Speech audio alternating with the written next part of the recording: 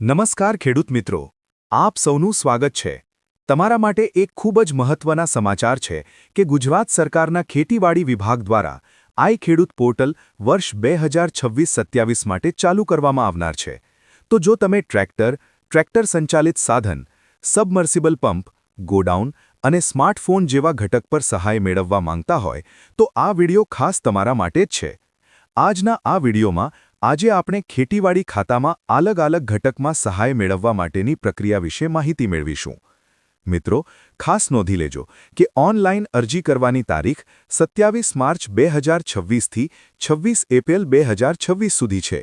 તો આપ સૌ વહેલી તકે અરજી કરી લાભ મેળવો. વિડિયો બનાવવાનો મુખ્ય હેતુ કે કોઈ ખેડૂત મિત્ર સહાયથી વંચિત ના રહે. આજે આપણે સરળ ભાષામાં આઈ ખેડૂત પોર્ટલ વિશે માહિતી મેળવીશું, જેમાં આપણે મુખ્ય 5 મુદ્દા ઉપર વાત કરીશું. પહેલું, કે કોણ ફોર્મ ભરી શકે છે. બીજું, ફોર્મ ભરવામાં ધ્યાન રાખવા જેવી બાબત. ત્રીજું, ફોર્મ ભરવામાં કયા ડોક્યુમેન્ટ જરૂરી છે. ચોથું, ફોર્મ કઈ જગ્યાથી ભરી શકાય. પાંચમું, કયા ઘટકમાં અરજી કરી શકાય છે. હવે આપણે સૌથી પહેલા જોઈશું કે કોણ ફોર્મ ભરી શકે છે. ખેડૂત ખાતેદાર તરીકે 8A ની નકલમાં નામ હોવું જોઈએ, જે ગામમાં જમીન હોય ત્યાંથી અરજી કરી શકે. ખેડૂત નોંધણી, ફાર્મર રજિસ્ટ્રી ફરજિયાત કરેલું હોવું જોઈએ, નહીંતર ફોર્મ ભરી શકશે નહીં. આધાર કાર્ડમાં મોબાઈલ નંબર લિંક હોવો ફરજિયાત છે, નહીંતર આધાર OTP પડશે નહીં અને ફોર્મ ભરી શકશે નહીં. હવે બીજો મુદ્દો કે ફોર્મ ભરવામાં ધ્યાન રાખવા જેવી બાબત. ફોર્મ ભરવામાં જમીન ખાતા નંબર, મોબાઈલ નંબર અને બેંક ખાતા નંબર નાખવામાં ધ્યાન રાખવું. જે ખેડૂત મિત્રોએ એમના જમીન ખાતા નંબર પર કોઈ એક ઘટકનો અગાઉ લાભ લીધો હોય તો ફરી એ જ ખાતા નંબર પરથી એ જ ઘટક માટે અરજી કરી શકશે નહીં. અમુક ચોક્કસ ઘટકનો ચોક્કસ સમયગાળો હોય એ પતે પછી અરજી શકશે, જેમ કે ટ્રેક્ટરમાં 10 વર્ષનો, રોટાવેટરમાં 7 વર્ષ. એ જ રીતે અલગ ઘટકમાં અલગ સમય મર્યાદા પતે પછી અરજી કરી શકાય. અને આ વિશે કંઈ પ્રશ્ન હોય તો નીચે કમેન્ટમાં જણાવો. હવે ત્રીજું, કે ફોર્મ ભરવામાં કયા ડોક્યુમેન્ટ જરૂરી છે. ખેડૂતનું આધાર કાર્ડ. આધાર કાર્ડ સાથે લિંક હોય એ મોબાઈલ નંબર, OTP માટે. 8A ની નકલ અને 712 ની નકલ. બેંક પાસબુક ધ્યાન રાખવું કે બેંક ખાતું એક્ટિવ છે. બસ આટલા ડોક્યુમેન્ટ હશે તો ફોર્મ ભરી શકશે. હવે આજનો ચોથો મુદ્દો કે ફોર્મ કઈ જગ્યાથી ભરી શકાય. આપની ગામની ગ્રામ પંચાયતમાં VCE મારફતે ફોર્મ ભરી શકાશે. આપના નજીકના CSC સેન્ટર મારફતે પણ ફોર્મ ભરી શકાય અને ખેડૂત જાતે પણ ખેડૂત પોર્ટલ પર ફોર્મ ભરી શકે છે.